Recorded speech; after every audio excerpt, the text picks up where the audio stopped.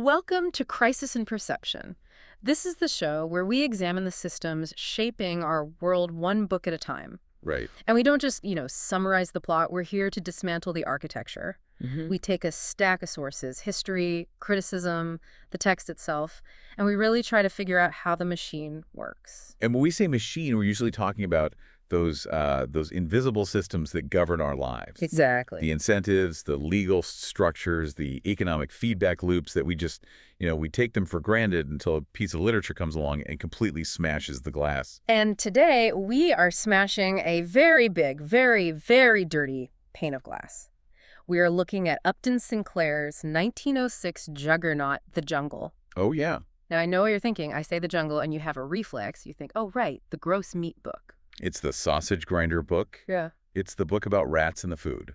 That's what everyone remembers. Exactly. You think about food safety. You think about Teddy Roosevelt reading it at the breakfast table, spitting out his sausage, and immediately, signing the FDA into existence. Right. And look, that is part of the story. It's a huge part of the cultural legacy for sure. But if you actually dig into the source material we have today, including the novel itself and this incredible introduction by Morris Spiegel, you realize something pretty profound. What's that? Focusing only on the meat is actually a mistake. It is a massive category error. It's like looking at a blueprint for a maximum security prison and only talking about the quality of the cafeteria food. Yes. You're missing the walls, you're missing the bars, the guard towers, the entire structure of control. So here is our pivot for this entire deep dive. We are not just going to talk about hygiene. We're going to analyze the jungle as an institutional design problem. Okay. We are looking at the Chicago meatpacking industry of the early 20th century, not as a place where bad things happened because of a few bad apples. Few corrupt foremen, a greedy manager here and there. Right. We're looking at it as a vertically integrated system that was specifically designed for cost efficiency, output maximization, and consolidation of power. And the thesis we are working with today is, well, it's pretty dark, but it is absolutely essential for understanding how these massive industrial systems work. Lay it on us. The claim is this: the exploitation of the workers and the contamination of the food. They were not bugs in the system. Yeah. They weren't accidents. They were features. They were features. They were the predictable, almost mathematical outputs of the entire incentive architecture. The system was built to produce that outcome. So we're going to look at this like systems engineers. We've got the novel, which gives us this incredible simulation of a worker's life. The user experience, so to speak. User experience, exactly. And we have the historical notes that give us the hard data. So we're going to break down the machine of Packingtown, then the fuel that ran it. Which was the immigrant labor force. And then the output, which was, the product itself. And then, and this is the part almost everyone forgets or just skips, we are going to talk about the solution that Sinclair actually proposed at the end of the book. Which is where he stops being a novelist and starts proposing a complete structural redesign of society. It's a huge pivot. So let's jump in. We really need to set the scale here, because I don't think a modern listener can quite grasp what Packingtown actually was. It's impossible to overstate. We are in Chicago, turn of the century, and Sinclair describes it, quote, as the greatest aggregation of labor and capital ever gathered in one place. And you really have to visualize the sheer physical density of this place. This wasn't just a factory on the edge of town. No. It was a city within a city, a self-contained universe of industry. We are talking about a square mile, a single square mile that processed millions and millions of animals a year. The sources paint this picture of a ribbon of railroad tracks. In 1864, when the yards were first built, the tracks were already extensive. But by 1905, just before the book comes out, which is, 40 years later? Yeah. In just 40 years, that ribbon had grown from about 100 miles to 250 miles of track, just choking these plants. It's like a fortress of steel. Fortress of steel, and inside that ring, you have the pens. Just acres and acres of pens. Tens of thousands of cattle, hogs, sheep, just screaming and lowing day and night. And then the buildings themselves, just blocks and blocks of these dingy, windowless meat factories, all connected by labyrinthine passages with smokestacks just blackening the sky. The sensory experience must have been, just overwhelming. Oh, Sinclair writes about rivers of hot blood. He describes carloads of moist flesh and the smell. He calls the smell, and this is a quote, the craters of hell. And it's described as a physical force, right? Something that hits you miles before you even see the smoke. Cleans to your clothes, gets in your hair. And what's so fascinating here, from a design perspective, is how uniquely American this model was. Maura Spiegel's introduction points this out beautifully. She compares Packingtown to a La Valette in Paris. Ah, right, the Grand Parisian Slaughterhouse. Exactly. The slaughterhouse in Paris. So La Valette was built in, what, 1867? It was this grand Napoleonic structure. Glass, iron, monuments.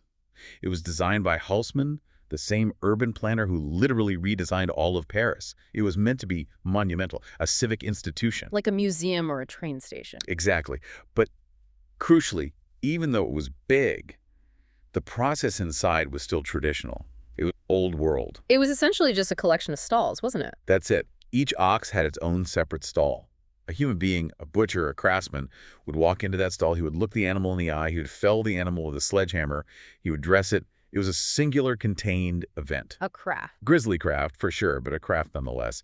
It required immense skill and strength. And Chicago looked at that model, the craft model, and said, that is way, way too slow. Chicago said, that's inefficient. Chicago didn't build a slaughterhouse. It built a disassembly line. And this is such a crucial distinction. We usually credit Henry Ford with the assembly line, right? The Model T. The moving assembly line, yeah. Bringing the work to the worker. Right. But the Packers in Chicago were doing it first. Henry Ford actually admitted in his autobiography that he got the idea for the auto assembly line from watching the overhead trolleys in the Chicago beef plants. But it was in reverse. Exactly, in reverse. You aren't putting a car together, you are taking a living being apart piece by piece at incredible speed. And this is where we get that absolutely chilling concept from the architectural historian Siegfried Gideon. He calls it neutrality toward death. That phrase it really sticks with you. Neutrality toward death. It's the idea that the system itself is designed to distance the act of killing from any human emotion or even human agency. So in the old way, the butcher kills the cow. It's a direct personal act. Right. But in Packingtown, the animal is hooked onto a wheel by a chain around its leg. It's hoisted up by a machine, kicking and screaming. It's moved along a gravity-fed conveyor. The killer is just one station on the line. He's not even called a butcher. No, he's the slitter or the sticker. He doesn't hold the animal. He just makes one specific cut as it passes by him, every few seconds. It effectively turns the animal into an object before it's even dead. It stops being a cow and starts being a unit of production. It's raw material on a conveyor belt. And this is the key. This is so important for our discussion on labor. It turns the worker into a machine part. This is the fragmentation as control aspect of the system. Yes. Let's unpack that because it's the core of the labor design. So how does splitting up the job, fragmenting it, how does that control the worker? Well, think about the leverage involved. If I am a master butcher, a Schlachter from Germany, I know how to kill, skin, gut, and dress an entire cow. That takes years, maybe a decade, to learn. You're a skilled artisan. I'm a skilled artisan. If I walk off the job, the owner is in serious trouble. You can't just replace me in 5 minutes. I have leverage. I can demand higher wages. I can demand safer conditions. I have power. But if my only job is to slice the hock or to pull out the intestines. If your only job is to slash a knife once every 2 seconds at a perfect 45-degree angle as a carcass swings by.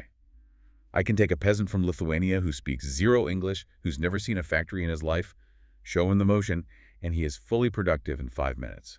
So you've de-skilled the entire labor force. You've obliterated the skill. And by doing that, you obliterate the worker's bargaining power. Sinclair describes this vivid river of meat. One guy splits the breastbone, the next guy removes the entrails, the next guy skins the hide. A constant, relentless pace. Set by the machine. And because you are so easily replaceable, you have to keep up or you're out. And the output of that machine, the sheer volume, creates the conditions for the labor market, which leads us directly to the fuel for this machine. Right. We've talked about the cattle being processed, but the book makes it so clear that the humans are being processed in exactly the same way. Sinclair is incredibly explicit about this parallel.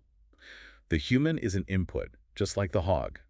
Nothing is to be wasted. Let's talk about this concept of the reserve army of labor. The source describes the scene at the factory gates every single morning. It's a terrifying image. It's 6 in the morning, it's pitch black, freezing Chicago winter, wind whipping off the lake. And there are thousands of men packed together, fighting, physically fighting to get near the door where the foremen come out. Just for a chance to work for that day. Not a job, just a day's work. Just for the chance that a foreman, a hiring boss, might point a finger at them and give them a few hours of work. And this isn't an accident to the economy. The system needs those desperate men at the gate. Right, because if there was full employment, if everyone had a job, the packers would be in trouble. Their entire model would collapse. That crowd outside is a structural requirement. It's a buffer. It's a tool for control. How so? If you have 1,000 men desperate for your job waiting right outside, you can push the men inside to the absolute breaking point. There's always someone to take your place. Always. Yeah. If a man inside slows down because he's exhausted, fire him. If he slips on the bloody floor and injures his back, fire him. If he complains about the conditions, if he tries to organize a union, fire him. You just open the gate, and 5 seconds later, a fresh, desperate body is in his place. It ensures that the machinery of the disassembly line never, ever stops. And it keeps wages at the absolute survival minimum. Why would I pay you $2 an hour when the guy standing outside in the snow will do it for $1.50? It's pure supply and demand, but with human lives. This brings us to Jurgis Rydkes, our protagonist. He's the classic immigrant archetype. He comes to America, he's strong, he's hopeful. He enters the system with a huge amount of what we might call human capital. Immigrant optimism. Yeah. He absolutely believes in the American dream, in the meritocracy. Yes. His catchphrase, his mantra throughout the entire first half of the book is, I will work harder. Every single time. Every time something goes wrong, every time the system cheats him out of money, every time his family suffers, he just says, I will work harder. And the tragedy, the absolute gut punch of the novel, is that the system loves that. It is designed to prey on that exact sentiment. It depends on it. That attitude is the mechanism by which the industry converts his health, his strength, his optimism directly into profit. There is a trajectory here that Sinclair maps out. It's what he calls the using up mechanism. It feels almost biological, like a life cycle. It is a life cycle, Yeah. a predictable one. You start as a healthy immigrant, like Jurgis, because you are strong and eager. The foreman puts you in the killing beds, the hardest, fastest, most dangerous jobs. Where the pace is fastest. The pace is a full sprint all day. You're lifting hundreds of pounds of beef in a wet, cold room. And you can do it for a while when you're young and strong. For a few years, maybe. But the pace is designed to break a human body. You get tired. Your reflexes slow down. And in a slaughterhouse, a slow reflex means you lose a finger to a blade, or you slip on the blood-soaked floor and sprain your ankle or strain your back. Or you just get sick. You catch tuberculosis or pneumonia from the wet, freezing, unventilated rooms. Exactly. And the moment, the very second, you can no longer maintain the pace set by the machine, you are downgraded. You're considered damaged goods. So you're moved out of the killing beds. And you're sent to the fertilizer plant. Or the wool-plucking rooms where the chemicals burn your hands. You go from a prime worker to a damaged worker. And eventually, when you can't even do that, you are used up. Used up is the phrase they used. And it's so chillingly accurate. You are discarded, thrown out on the street to starve or beg. And because of that reserve army at the gate, your disposal causes zero friction for the factory. It's a seamless replacement. A new Jurgis Rydkes, full of hope, walks in the front door. The system consumes and excretes human beings. The physical toll this takes. The sources give us these horrifying, specific examples of how the work literally deforms the people. The one that really stuck with me is the fertilizer men. Oh, the lowest of the low. The bottom of the hierarchy in Packingtown. These are the guys working in the room where all the bones and inedible waste are ground up into fertilizer. The dust, the smell. Sinclair writes that their bodies literally absorb the stench. It's chemical that goes into their pores. It dyes their skin and hair. It's not something you can just wash off at the end of the day. And because of this, they become social pariahs. They can't walk down the street without people crossing to the other side to avoid them. They can't go into a saloon. They are physically marked by the system. It completely dehumanizes them. It reminds me of the analysis in the source material comparing that to the logic of concentration camps. That perverse slogan, Arbeit macht frei, that work leads to freedom. Right. But in reality, the work is designed to deplete and destroy you. The fertilizer man has given his entire physical being to the company, and in return, he loses his very place in humanity. And the most horrific example of this discarding of human life has to be the tank rooms. This is the part of the book that usually makes people, physically put it down. The rendering vats. These are open vats of boiling chemicals and fat, just open at floor level. And the floor is incredibly slippery because obviously it's covered in grease and water and blood. And there are no safety rails? Why? Because safety rails cost money, and safety rails might slow down the workers dumping wheelbarrows of waste into the vats. The system prioritizes speed over safety every time. So men fall in. They fall in.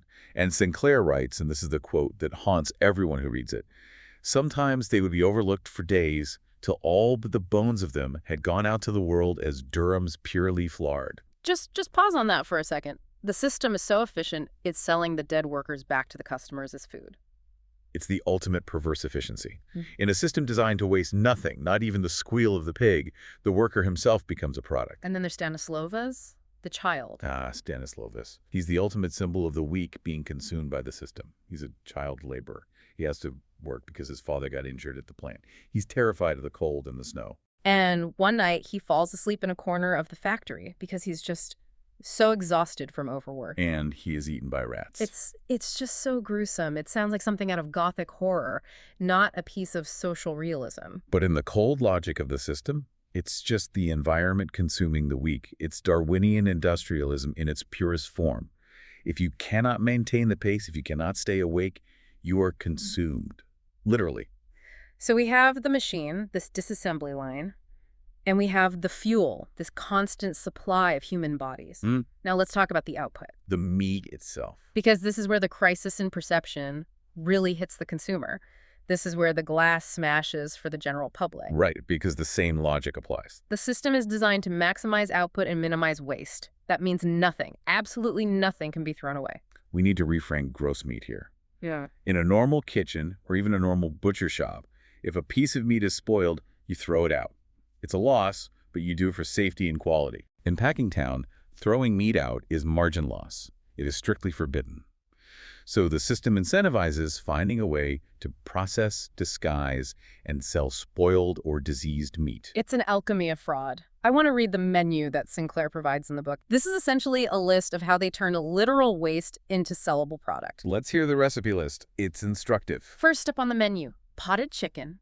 You go to the store, you see a nice can of potted chicken for sandwiches. What is actually inside?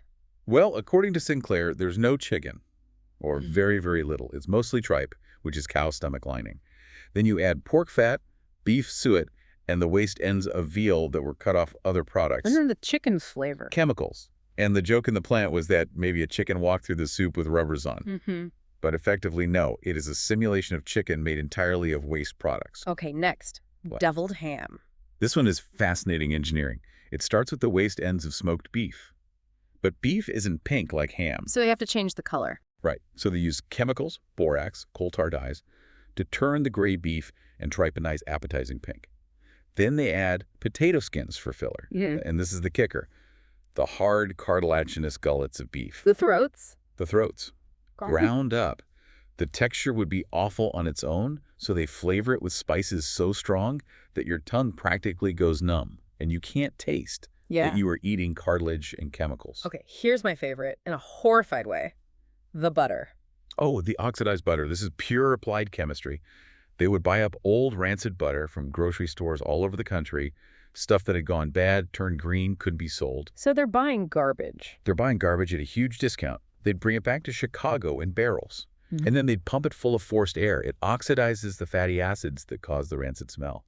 It literally deodorizes the spoiled butter. Wow. Then they rechurn it with skim milk to give it a better texture, maybe add some yellow dye, and sell it as fresh, high-grade brick butter. It's recycling. It's fraud. Yeah. But it is incredibly profitable fraud. And then there's just the straight-up mislabeling. The goat. Ah, yes. They had large herds of goats coming to the yards. But have you ever seen roast goat on a fancy restaurant menu in 1906? No. It was slaughtered, processed, and sold as mutton or lamb. The consumer sees lamb, but the input is goat. It's all an illusion. And this brings us to the inspectors, because this is the part people don't get. The public thought they were protected. They saw these men in government uniforms walking around the plant. They assumed government man equals safety. This is the crisis in perception, in its most perfect form. The public perceives an inspector and thinks oversight, safety. But the system was designed completely differently. Sinclair points out that there were 163 inspectors for this massive industry. But here's the catch. They were appointed at the request of the packers. And their primary job wasn't to protect the American consumer. Their main function was to certify meat that was going for export. To Europe. Exactly. European countries, Germany, France, they were much pickier. They had their own inspection systems. So if you wanted to sell American meat in Hamburg, you needed a U.S. government stamp saying it was okay. So the inspectors checked the export beef. What about the beef that was staying in America? Well, the bad meat. The meat with visible tuberculosis lesions, the meat from lumpy jaw cattle, the meat that Europe flat out rejected, that stayed right here in the U.S. And the inspectors were paid by the U.S. government to essentially turn a blind eye to the domestic supply chain. It was a massive loophole. If the product doesn't cross state lines, federal rules were murky. But even deeper than that, the packers, on some level, liked tuberculosis in their cattle. This blew my mind when I read it. How can you possibly like disease in your product? Because tuberculosis in cattle have a metabolic side effect. It makes the animal fatten up much faster right before it dies. So a sick cow is a more profitable cow because you're selling meat by the pound. So the incentive is actually to process the diseased animal, not reject it. If you start rejecting sick cows, you lose that weight bonus. Exactly. The bad outcome for the consumer, which is disease, is a good outcome for the producer, which is weight. The incentives are completely misaligned. Wow. Now, we tend to think of this industry as just the factory, just what happens on the killing floor. But the deep dive here, the systems analysis, is realizing that this was vertically integrated. It controlled the entire city. It wasn't just meat, it was housing, and it was politics. The factory floor extended all the way into the home. The control didn't stop when you punched out. Let's talk about the housing swindle. This, to me, breaks my heart even more than the meat, honestly, because it targets the dream of stability. It's the direct weaponization of the American dream narrative. The packers, or companies affiliated with them, built these cheap, flimsy houses near the yards. They marketed them aggressively to the new immigrants. Stop paying rent. Own your own home. Be an American. It sounds great. It sounds like the path to the middle class that they were promised. But the contracts were traps. They were designed to fail.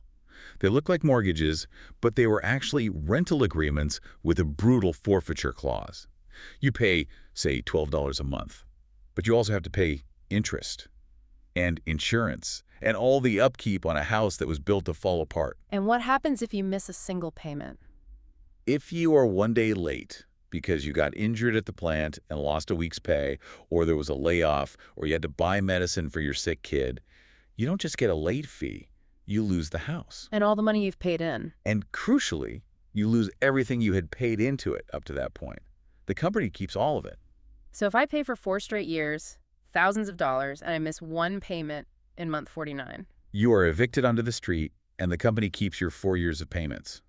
They just take the house back, put a fresh coat of cheap paint on it, and sell it to the next immigrant family fresh off the boat. They were selling the same house over and over and over again. It's a churn. Just like the reserve army of labor at the gate, there was a reserve army of tenants. It was a secondary revenue stream designed specifically to fail the user. And it keeps the workers in a state of constant precariousness. You can't go on strike, you can't complain about safety, because if you miss a single paycheck, you don't just lose your job, you lose your family's shelter. It locks them in. It's a beautifully, horribly designed prison without bars. And then there's the final layer, the politics, the War Whoop League. The political machinery in Chicago was completely integrated with the Beef Trust. It wasn't a separate entity.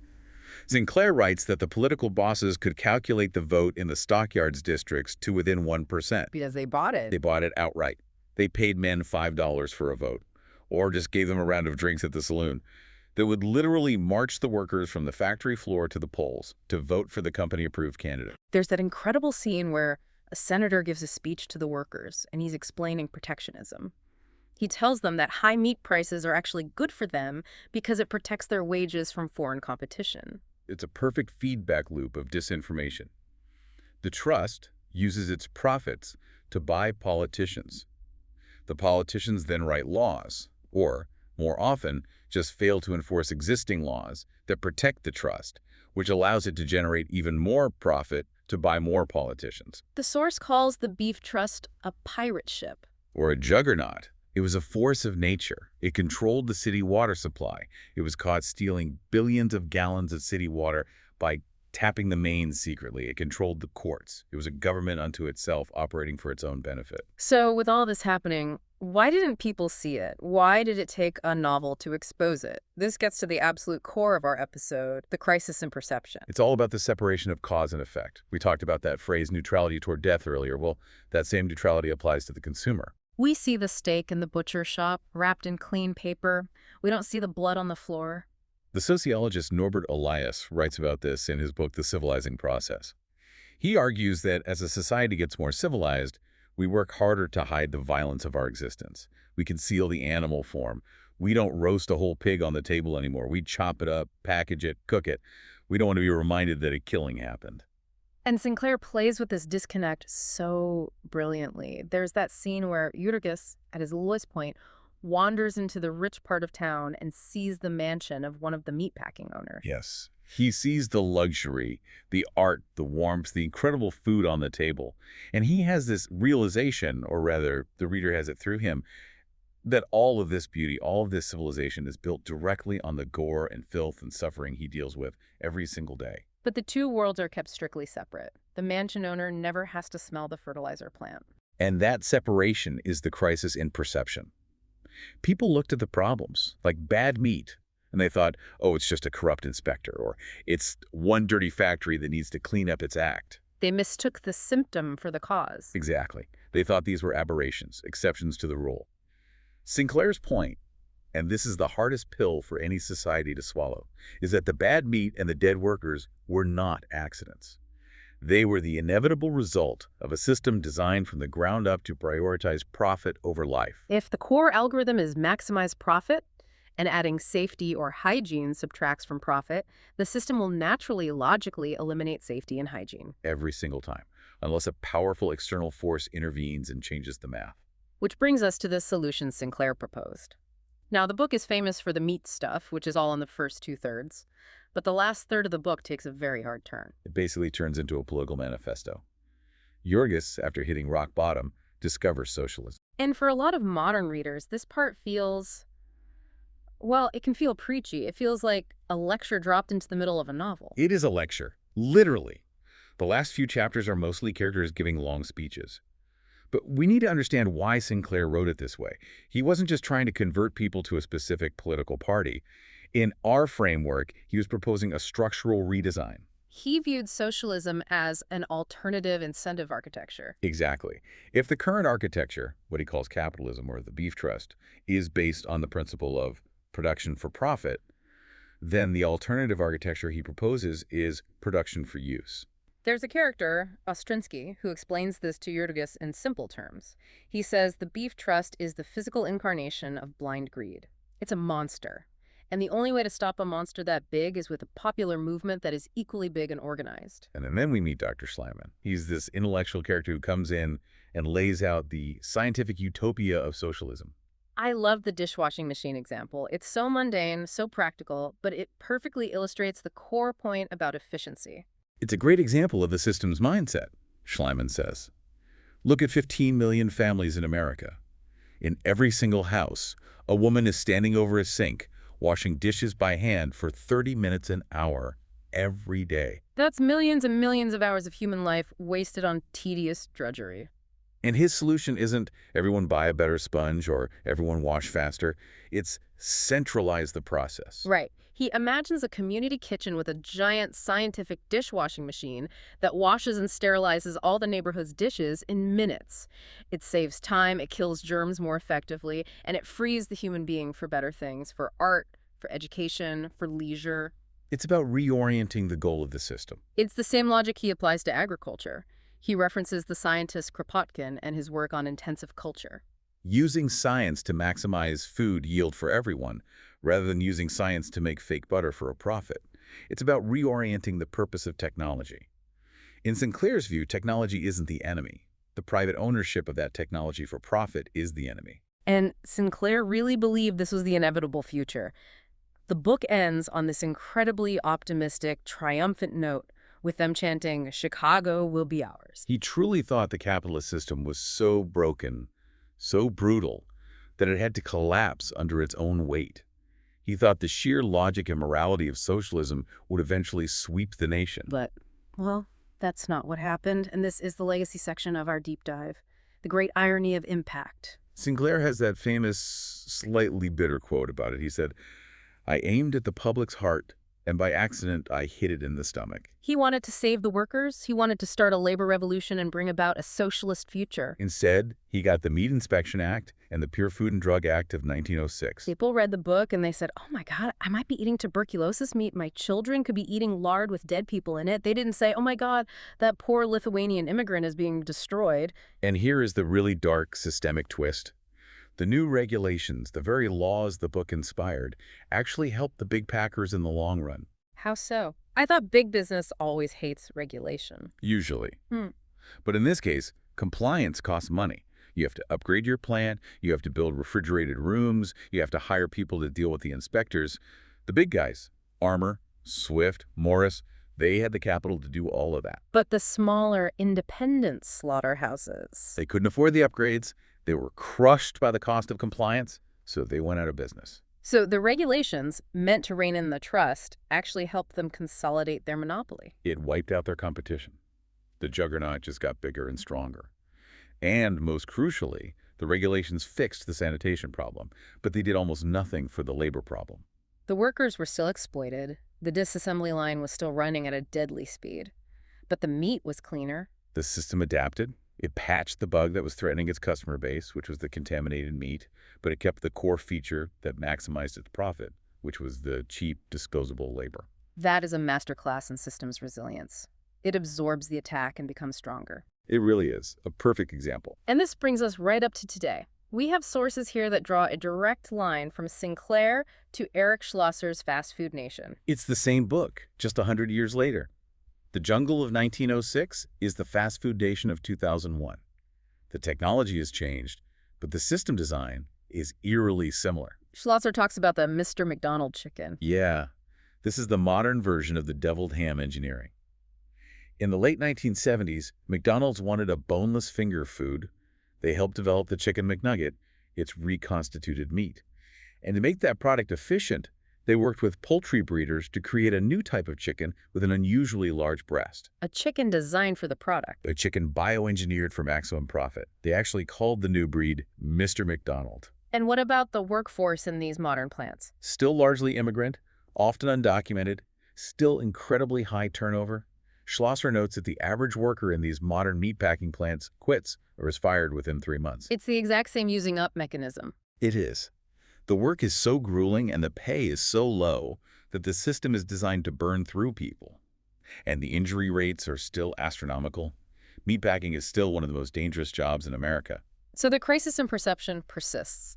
Today, we worry about GMOs. We worry about hormones in our milk. We worry about the product. But we rarely, if ever, think about the process. We don't see the hands that cut the chicken. We don't see the repetitive stress injuries from making the same cut 10,000 times a day. We have successfully hidden the violence, just like Norbert Elias said. The packaging is just cleaner now. So when you wrap this all up, what does it all mean? It means that the jungle is not a history book. It's a diagram. It's a blueprint of how an unregulated industrial system, optimized for profit, handles living things, whether those things are cows or human beings. And it shows us that if you design a system for maximum output and nothing else, it will consume its inputs without mercy. And unless you fundamentally change the incentives or the inspection architecture or the power dynamic, the outcome will always be the same. The grossness isn't the point. The design is the point. This has been an incredible look at a book that is so much more than just the bad meat book. It's a book about how we refuse to see the systems we live inside. And in many ways, how those systems are engineered to remain unseen. So here is our final provocative thought for you to chew on. If the system in 1906 was designed to hide the true cost of meat, and the system today is designed to hide the true cost of, well, almost everything. What jungles are we living in right now that we refuse to see? Where are the rivers of hot blood in our digital economy? In the mines that produce the cobalt for our batteries? In the factories that make our clothes? We perceive the shiny, finished product. We don't perceive the process. Maybe it's time to start looking at the process. Just be prepared for what you might find when you do. Huge credit to Upton Sinclair for writing this absolute beast of a novel. If you haven't read it, or if you only read the gross parts in high school, I really urge you to go back to it. Read it as a systems analysis. It's free at your local library. It is definitely worth a stomachache. And if you want to support our deep dives into the systems of the world, you can support Crisis in Perception on Patreon. Your support keeps the lights on and the books coming. And please check out the mini explainer link in the description for a really cool visual breakdown of the Packingtown disassembly line we've been talking about. Like, subscribe, and let us know in the comments what book or what system should we dismantle next. Thanks for listening. See you in the next deep dive.